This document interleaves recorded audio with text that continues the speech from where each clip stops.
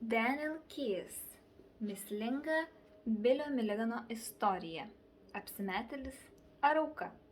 Bilis Milliganas galėjo būti kuo panorėjęs, tik ne savimi. Ištrauka. Dabar jis neturėjo pinigų, bet skolą jam grąžinsės.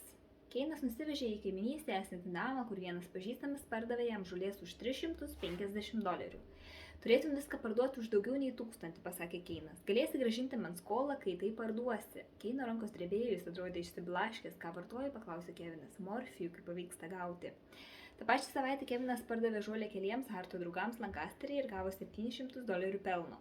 Kevinas grįžo į butą, suplėšė suktinuką ir paskambino Marlenai. Atėjusi pasakė jam, kad nerimauja dėl to, ką sužinojo iš bario, kad jis prekiavo žolę. Žinau, ką darau, nuramino jis.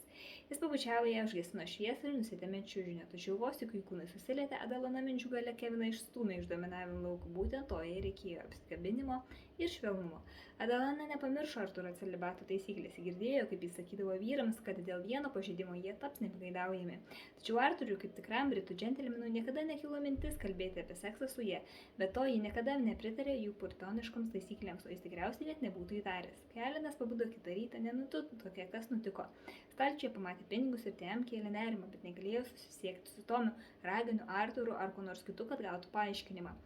Ta popietė pas jį užsuko keli bario Harto draugai ir klausė, ar ko nors turi, bet Alinas nesuprato, apie ką kalba, kai kurie iš jų buvo gana agresyviai nusiteikę, kišo jam į veidą pinigus ir Alinas ėmė įtarti, kad kažkas iš šeimos narių prekiavo narkotikais. Kitą kartą, kai jis pats buvo pas Hartą, kažkoks vyriškis parodė jam 38 libro Smith & Wesson. Jis nebuvo tikras, kam jis jam reikalingas, bet vyrui pasiūlė $50 ir išsitiko, net įmetė keletą kultų. Alinas nunešė pistoletą automobilio ir pakišo po sėdynę. Raginas pasilenkė ir paėmė 38 kalibro pistoletą. Tai jis norėjo, kad Alinas jį nupirktų. Žinoma, ne jo mėgstamiausias modelis, jam labiau būtų patikę 9 mm, bet tik to tiks jo ginklų kolekcijai papildyti.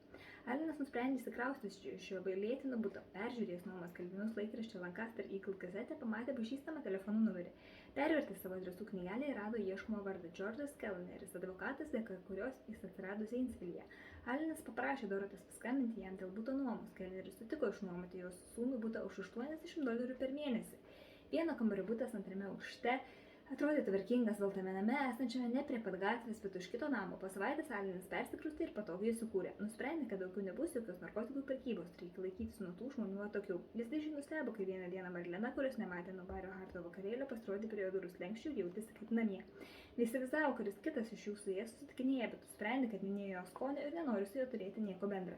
Jie ateidavo po darbo, padarydavo vakarienę, praleisdavo dalį vakaro, paskui nakčiai grįždavo į savo tėvų namus. Jie praktiškai apsigyveno pas jį ir be to Alinui viskas buvo daug sudėtingiau nei norėjosi. Jei tik jį pradėdavo klausytis, jis palikdavo dominavimo lauką, nežinojo, kas jį užimdavo ir jam tai buvo visai nesvarbu. Marlenai ši vieta labai patiko, periodiškai išlitinančio Bilio nešvankybės ir prisiveržiantis pykčio protrūkių iš pradžių ieškaravo, bet ilgainiui priprato prie besikeičiančių jo nuotaikų. Kiekvieną akimirką jis būdavo švelnus ir meilus, kitą piktas įsiautėjantis, paskui vėl linksmas, protingas ir iškalbus. Kartais nei iš jo, nei iš to jis tapdavo nerangus, toks apgailėtinas, tarsi mažas berniukas, žinantis, ant kurios kojos autis batai. Jis žinojo, kad jam tikrai nereikia rūpesčių ir dėmesio. Dėl viso to greičiausiai buvo kalti narkotiko ir ta kompanija, su kuria buvo susidėjęs, jei pavyktų jį įtikinti, kad vario Harto draugelį tik naudojasi, o gal jis suprastų, kad jam jų visai nereikia. Kartais Bilio elgesys įgąsdino, jis sakėsi nerimaujas, kad gali ateiti kažkokie kiti žmonės ir jei rasti čia gali kilti nemalonumų. Jis užsimindavo, kad tai šeima ir įmanydavo, kad jis puikuojasi ir giriasi, kad ir didelis mafijos tūzas. Tačiau, kai jis teniko išradėjęs ženklų sistemą, juo net nebejojo. Kai tik jį būdavo jo bute, jis ant palangės varstydavo paveikslą, sakė, kad tai žinutė, jog jį čia ir kad jie turėtų laikytis atokiau. Kai mylėdavosi, dažnai iš pradžių jais keikdavosi ir būdavo grubus, o paskui tapdavo švelnus ir dusnus. Tačiau kaip meilužis jis visą laiką kėlė nerimą, nepaisant jo stiprumo ir virškumo, jai atrodė, kad jis suvaidina aistrą, kad niekada iš tikrųjų nepasiekė kulminacijos, visgi dėl jo. Tai ji nebuvo tikra, žinojo, kad jį myli ir nusprendė, kad reikia laiko ir supratimo.